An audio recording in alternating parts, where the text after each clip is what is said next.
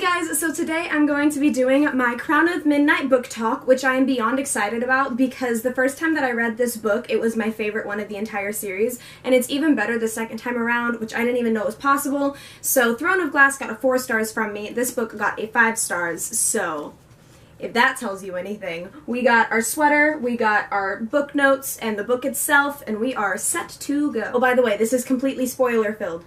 Like, if you have not read Throne of Glass, don't listen to the beginning part of this video. If you haven't read Crown of Midnight, don't listen to the end part of this video. Okay? Okay. Good. Glad we're all on the same page. This book starts off right where Throne of Glass ended. Selena has won the King's Championship. She is now the King's Champion. She does all of his dirty work, and it's just kind of all of her adventures throughout that. She's still trying to find out what's going on with Nehemia and all of the underground passageways and everything. So Selena has a lot on her plate in this book, but it really ties together very well, and all of the dynamics just wrap up beautifully. I won't say wrap up, though, because there's still more books, obviously. But for this book, I feel like it went very well, and I honestly think that Sarah J. Maas's writing style and storytelling just improved a lot even in between these two books. So the rest of this video is going to be completely spoilery filled, so run away, children, if you haven't read this. My first thought when I actually got into this book was she severed a head. Turns out she didn't, but at the time I thought she did, and I was like, man, I knew she was an assassin, but like, crap. That head's no longer on a body. That's a little bit extreme. I got really happy when Kale could see through Selena's emotions. I just wrote OTP. I liked Kale and Selena even in the first book when Dorian was like the main love interest. So, go Kaelina. Who's this Archer Finn dude? It's very hard for me to picture him. Like, I don't know if he's blonde, obviously, but I don't know, like, is he 6 foot exactly? Does he have sharper defined features? I don't know. What does he look like? He's supposed to look like a bit more feminine, I think, but still like a handsome, not rugged. I don't know. It's bothering me that I can't picture him very well. My friend and I were talking about it, and we can kind of picture them as Cole Sprouse. If you want to hop on that bandwagon, go ahead and hop on because we're welcoming customers now. I got very confused at the beginning because Selena hasn't been actually killing anyone that the king has been asking her to kill, and she's just been giving them an option of running away and never using their name again, or being dead. Most people, all people, have been taking the opportunity to run away. And I didn't know if Kale knew that she was doing that, and I couldn't tell, but then it was like, he's disgusted, so I was like, are you, do you know? I don't know. It was very confusing. There was a talking doorknob, Mort, who has become my new favorite character. Go Mort, Team Mort. I think my issue with Archer is that he seems too good to be true. Just his physical description was very, I don't know. All of my thoughts on Archer are pretty mixed, so I'm sorry that I don't have like a firm belief in all things Archer.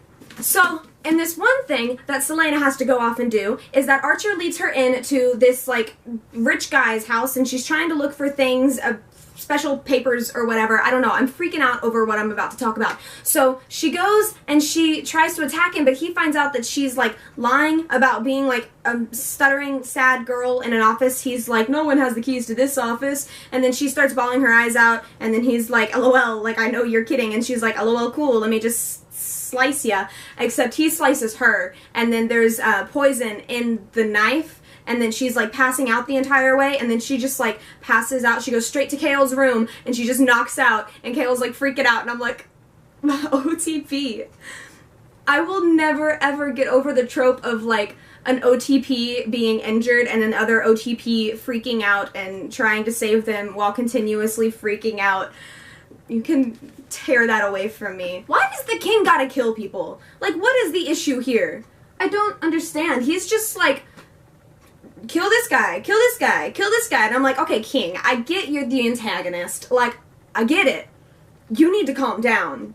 You need to calm down as an antagonist. Dorian is incredible and has, like, raw powers. They tend to show themselves in ice form.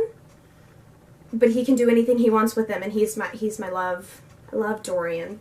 I loved how peaceful the dance scene between Kale and Selena was when they all went to the party, and then Kale went over to see Selena, and she was like, I don't really need to be watching anyone here, so she's just dancing to the music, and so Kale comes and dances with her, and just in between all of the action in this book, I feel like that was like our one true peaceful moment.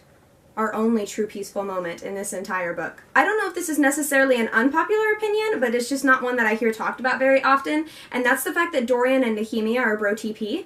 They're just, like, in the same kind of situation. Obviously, Nehemia is having to go through a lot more, but just in the fact of how they grew up, they're in the same type of situation, and feeling, like, contained to royal duties and not being able to help people that they wait and not being able to help people the way that they want to, and also both being very powerful, and Nehemia can help Dorian with his powers, and they're just bro TP. Kale's birthday was so cute. Selena and Kale finally got together. Kale finally let down his defenses.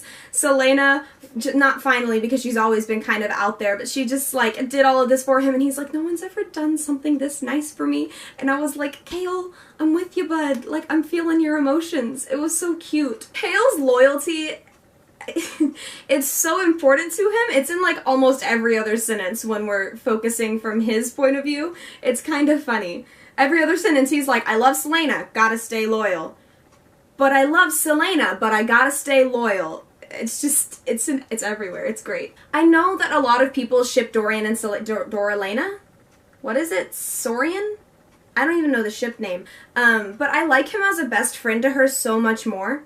I don't know what it is. I mean, I like Dorian with anyone because he just, like, showers love onto them. But just Dorian and Selena together as best friends, just their relationship seems a lot more natural to me than it did when they were together in Throne of Glass. So Selena has given Archer a month to get all of his affairs in order and give him time to get out of the country, I guess? Aderlin's a country, right? Kingdom? Whatever. But it turns out that he actually gets together with the rebels and kidnaps Kale, and then Selena's dark side is so incredible to read, and I'm so happy that we finally got to see about this assassin, the world's greatest assassin or whatever that we've been told about, but we haven't even really been able to actually see it. And that was our first instance of being able to witness it, and it was just beautifully written, and it was so action-packed, and I was just flipping out the entire time, and it was all to save Kale. Oh, Kaelina. And then Kale has been told by the king that there is a death threat against Nehemia, and he decides not to tell Selena, and then at the very end of saving Kale, Selena's like, what's going on here? And Archer's like, well, has your cute little boyfriend told you that there's a death threat on Nehemia? And she's like, LOL, no, what are you talking about? And then Kale's like, oh yeah, by the way, there's a death threat on Nehemia's life, and I just decided not to tell you. And so Selena just like sprints on her way, and I was really confused because it said that Kale got a horse like seconds afterwards, and she was running, and she still made it there before him. I feel like that's some foreshadowing for something. I don't know. Anyways, so Selena rushes off to the castle, and Nehemia is dead. Died, dead, done, gone, bye.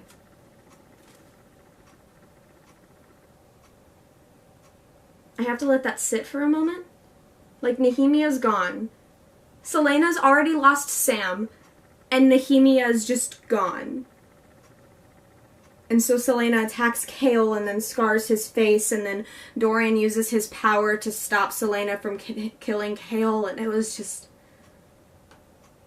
And that scene. Selena is in such a dark place after Nehemia's death. It was, like, very emotionally charged, and I hadn't really seen that very much throughout either one of these books, so it was interesting seeing that kind of perspective and that writing from Sarah J. Maas, and I don't want to say I enjoyed it, because it was ripping my heart out, but it was still good to see the dynamics of her writing. I don't know. I just know that reading it was very enveloping.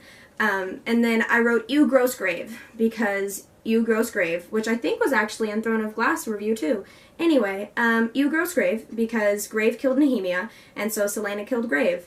And that's the circle of life, children. Okay, and then Selena still has a ton of crap to deal with because there's like a creepy thing underground, and she's like going into tunnels, and then she finds out that there's like dark underground tunnels that are like 5 stories deep underneath the library that lead up to the clock tower. And then there's this thing, and there's some line, and it's like Selena heard breathing, but it wasn't her own. What the crap? Can you imagine being in like the darkest little tunnels, only having a fire to light the way for you, and then hearing breathing that's not your own when you see like claw marks everywhere and doors that have been locked up that you can only open up with word marks? Excuse me, thank you, and no, no thank you.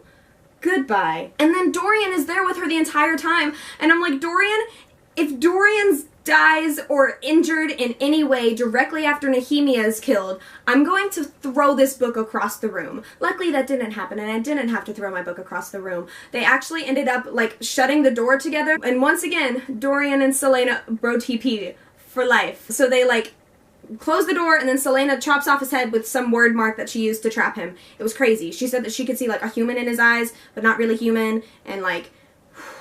And then we skip on a little bit ahead into, I would say, the climax of the book, is that Selena is wanting to contact Nehemia again, and so she opens up this portal to another world, and Nehemia's back as a ghost, and it was only for like 5 lines, but those 5 lines meant everything to me because I missed Nehemia already. I missed her complex conversations, her way of looking at life, her love for her country and her people, and I missed her, and she was back, and then she was gone again. And then this creepy thing comes out of nowhere because Kale and Dorian come down because Dorian has some dream that Selena was opening some portal and was like, we gotta go. So he ran to Kale, and then they ran together. They were like skipping along like cute little buddies. And then they got to where Selena was, and there's just this portal open, and then Archer comes, and then there's like a fight with Archer and Selena, and she got blood on the word mark, and then that like opened up a separate section of the portal to like a dark side of the world, and then there's like this creepy monster thing that's like feet and feet tall, only 2 feet. Feet and it's tall, that's the point. It's really tall and creepy and evil, and it's just trying to kill everyone. And then Fleetfoot gets injured, and Kale saves Fleetfoot, and in that sense, Kale is like the winner of the day because he saved Fleetfoot. But then Selena is going to get out with Dorian because Kayla was like, you two go, and they were like, no, we don't want to, and he was like, go, I'm captain, and they were like, okay, fine, and then they went, but then Selena slammed Dorian's head into the wood and then ran back down, and then she jumps into the portal to save Kale and Fleetfoot, and then she like turns into a fae, and Kale is like, oh my god, you're fae, and then she like cracks a hole in the ground, and then they all scamper away, and then Kale's still like, oh my god, you're fae, magic, bad, no, no. Kale basically turns into a 2-year-old talking about, like, So, Selena has fire powers now? Fae and fire powers? My queen. The secret to Nehemia's death is that Archer had Nehemia killed. And I wanted to kill Archer, but then Selena did it for me, so it's all good. Kale can never trust Selena again because she's a fae, and oh no, bad fae. And Selena can never trust Kale again for a much more valid reason, which is my best friend had a death threat put on her life, and you didn't tell me, and now she's dead. So like I'm kind of siding with Selena on this one, just a little bit, if you can see where I'm coming from. And then at the docks, right before she's about to leave, she like whispers a date in Kale's ear, and then he's like, I have no idea what that means. And then she just like hops away and is like, figure it out on your own. And he goes and he figures it out, and then the secret to the date, after many mysteries and many library books later, wherever Kale find out, it doesn't really matter, but basically, Selena Saradathian is Aelin Galathynius, the Queen of Terrasen. This assassin that has been through so much crap that we've like come to know so deeply is the Queen of Terrasen. Excuse you, Sarah J. Maas? Excuse you? So the King of Adarlan murdered the family of Terrasen, and that's why Selena's been so, like, scared of him this entire time, which is so valid, and it's such a good explanation, and I didn't see it coming. I feel like there were a lot of clues. I didn't see it coming. So that's the end of the book. Thanks for tearing my heart out. I need to read Air Fire immediately, and ooh, that book was an adventure. That was a roller coaster ride, everyone. I hope you enjoyed the video. Have a great day or night or whatever time it is wherever you are. Thank you for watching. Hey guys! Today I'm going to be doing the Halloween book tag. Everything's falling. Hi everyone. And we're back.